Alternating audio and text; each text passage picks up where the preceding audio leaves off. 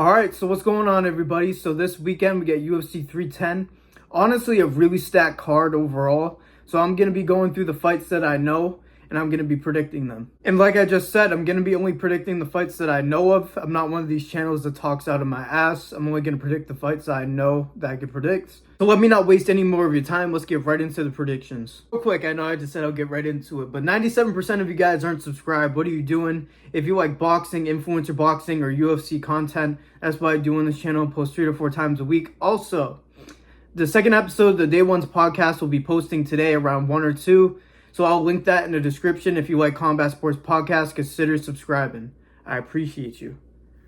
Alright, so the first fight I'm going to be talking about, which is surprisingly on the undercard. I know it's a stacked card, but this could definitely go on the main card and replace one. We got Movsar Evloev, sorry if I fucked that name, against Aljamain Sterling. Now, I know Aljo's not too happy about this being on the prelims. Aljo's one of the best bantamweights of all time. Even though people don't necessarily like hearing that, he really does. He has a good legacy. And Evloev is 18-0, man. He's undefeated. So I don't know why this is on the prelims. This is a pretty important fight for both of them. And I don't know too much about Evloev, but I'm probably saying it wrong every single time. But he is a dominant wrestler, obviously, knowing his background. And Aljo is really good on the ground too. But I don't think this is how the fight's going to go. Usually when they both can grapple, it ends up being a standing fight. It could end up being a grappling fest. I hope not, but can Aljo get it done on the feet? Definitely. If I think this fight stays on the feet, I think Aljo got this. He has very solid striking, even though he's a wrestling heavy fighter.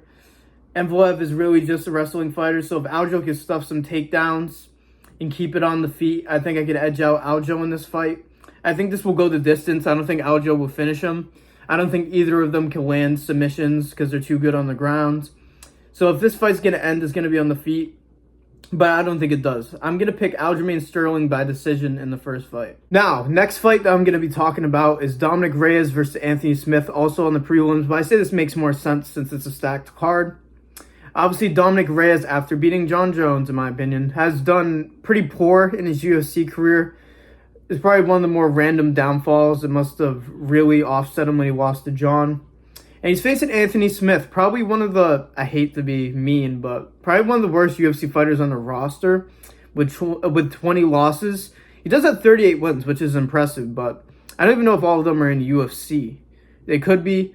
I only know Anthony Smith's career since like the John Jones fight, really, which was a pretty boring fight, but man, this is a boring one, but I think Dominic Reyes is going to get this done. I think he's way better on the feet than Anthony Smith. Dominic Reyes has really good takedown defense, so Anthony Smith isn't going to be able to do that either. Do I think that Reyes will knock out Anthony Smith? Maybe. It could happen. So yeah, I'm going to say Dominic Reyes TKOs Anthony Smith in the third round. I say Anthony Smith curls up after a good body shot or something, and Reyes finishes him on the ground. So I'm going to go Dominic Reyes with a TKO in round 3. Okay, so the first fight I'm going to be talking about on the main card is Bryce Mitchell versus Kron Gracie. Now, this is interesting that Kron Gracie got this fight. I know he's from a family of jiu-jitsu. I know MMA Guru isn't happy about him getting this shot, but I don't really know too much about him. I know he's really good on the ground, but the reason why I'm talking about is because I know Bryce Mitchell a good amount. Bryce Mitchell also has really good jiu-jitsu. He also has really good boxing. One of the most southern people I've ever heard in my life, and that means something because my dad's actually lived in Georgia. But, yeah, Bryce Mitchell is very good. He has great boxing and good jiu-jitsu, like I said, and I think that's going to be a bit too much for Kron Gracie. Kron Gracie is only 5-2. I don't think he's ready for this challenge. I think I agree with Guru saying that this fight shouldn't happen. I think Bryce Mitchell is going to make this somewhat look easy. Maybe Kron Gracie lands like a submission at some point. But Bryce Mitchell also has really good jiu-jitsu, so I'm not too worried about that. And he's better on the feet. So, will Bryce Mitchell knock him out, though? Probably. He would probably want to stand up with Kron Gracie because he comes from a family jiu-jitsu, like I said. So, I'm going to say Bryce Mitchell knocks out Kron Gracie in round 2. And shows that Kron Gracie should not be in this fight.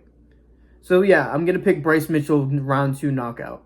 Next fight, Oh boy, Cyril Gane versus Alexander Volkov. Now, I think this has big implications. I don't think John's faced Tom Aspinall at any point, so I think the winner of this fight is going to face Tom Aspinall for a heavyweight title. Huge fight, huge implications. Who's going to win? Now, this is a close one. I'm not going to say that it's favorable for either side. This really is a 50-50 fight in my eyes.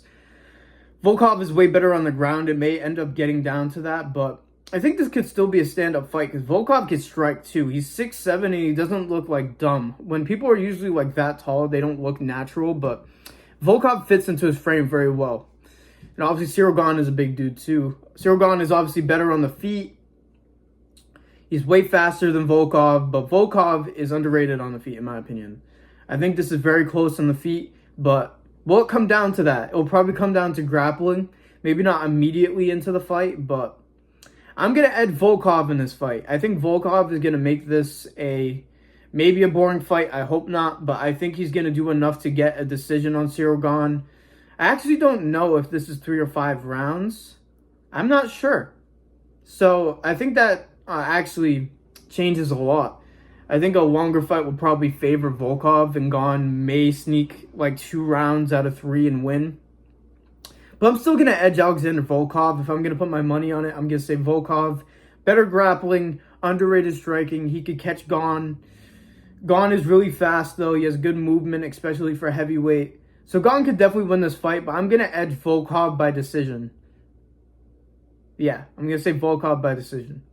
Oh boy, next fight, Shavkat Rakhmonov versus Ian Machado Gary. With his his ex-wife with the last name of her previous lover. Don't know why I'm bringing that up, to be honest, kind of out of pocket, but I don't like Ian Gary. I'm not going to lie, his stuff with his son is wholesome, but it's almost like he's doing it so people hate him less. But nah, it's wholesome, his relationship with his son, so I can't hate him for that. But anyways, let's talk about the fight. Me and my boy Lucas are very in agreement about this. You can check out the Day One's podcast. Once again, the link will be in the description. We talk about Shavkat might be able to ragdoll Ian Gary. There's some rumors that Shavkat has knocked out Ian Gary in sparring. I think Josh Thompson said that. And Rakhmonov is definitely way better on the ground. So there is a real chance that Ian Machado Gary gets ragdolled for the entire fight. Obviously, Ian Machado Gary has elite striking, but so does Shavkat. Now, is there a chance that Gary just chins Shavkat? Of course. He has that type of striking, but again, if I'm going to bet on it, Shavkat's way too good, man. He finishes everybody. He finishes everybody quickly. There was no instance like the Michael Venom Page fight where Ian Gary was completely outmatched on the feet. That hasn't happened with Shavkat yet. Granted, he hasn't faced MVP, but I think Shavkat is going to dominate Gary on the ground. He might not even stand with him. He could finish Ian Gary in the first round, I think, on the ground, not on the feet. But if Shavkat could get Ian Gary's back in the first round, I think it could be over that quickly, to be honest. I think it's that dominant of a difference on the ground. Ian Gary could definitely win on the feet, but I don't know, man.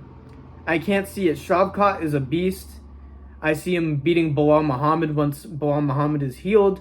Does this mean that Ian Machado Gary will get the title shot if he wins against Belal? I don't think that will go great for him either. I think Belal beats him too. Obviously, he could knock out Belal, but we know how Belal fights. So, yeah, I think Shavkat is going to ragdoll Ian Gary on the ground. And I think he's going to get him out of there in round 2, either by ground and pound or submission. I don't think Ian Gary will be out there in 1 round, but I'm going to edge out Shavkat finishing Ian Gary in the 2nd round. All right, so the main event, Alexandre Pantoja versus Kai Asakura. Now, this is a very exciting fight. Probably the most exciting flyweight fight in a very long time, just because Kai Asakura's name value. Everybody wants to see if he's on UFC championship level. It's crazy that he's getting a debut title shot, but if you see his fights, it makes sense. He's had some great fights with Manel Kape, which is a flyweight now. He hasn't had the greatest UFC career so far, but still. And there was some videos of Kai Asakura stuffing some Marab takedowns. What?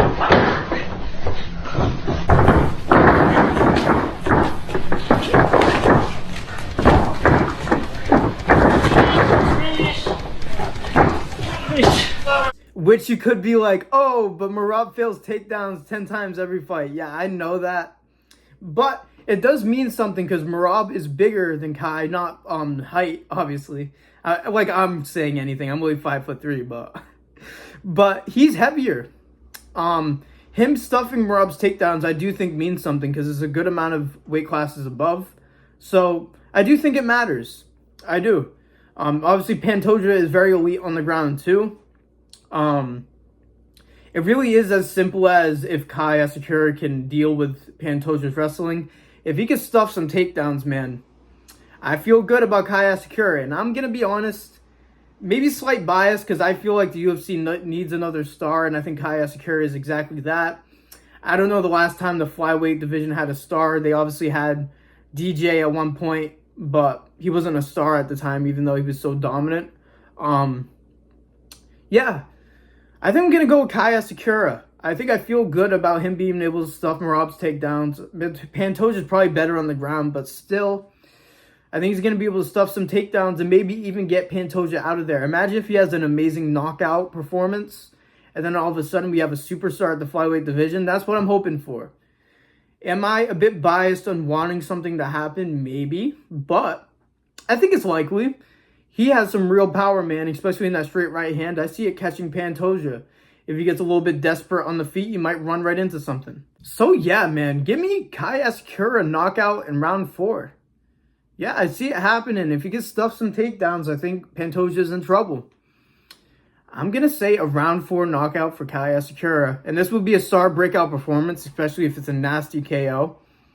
Flyweight could use that. The UFC could use more stars in general. So that's what I'm going to get behind. Let me know if you disagree in the comments, but I feel good about that pick. Now watch Kai Asakura lose in like round 1 or some shit. And I just look stupid. I wouldn't be surprised. My picks got bad omen. So yeah, those are my predictions for UFC 310. Let me know what you thought of them down below. Let me know what you disagree with. Do not parlay my picks. For whatever you do not let my YouTube channel be what you're going to be betting on. Like, if you already agree with all my picks before the video, then sure. But do not parlay my picks, please. I don't want that responsibility on you. I don't want that. But let me know what you disagree about in the comments down below and why. Make sure you guys like the video, subscribe, and turn on notifications to make sure you don't miss any posts. And also, once again, go check out the Day One's podcast. Episode drops the same day as this video. Link will be in the description. Thank you guys for listening to me yap like usual. And peace out. If you're here at the end of the video, due to retention stats, I love you. We should go out some... Nah, I'm just kidding. I have a 100% male audience. That's the G word.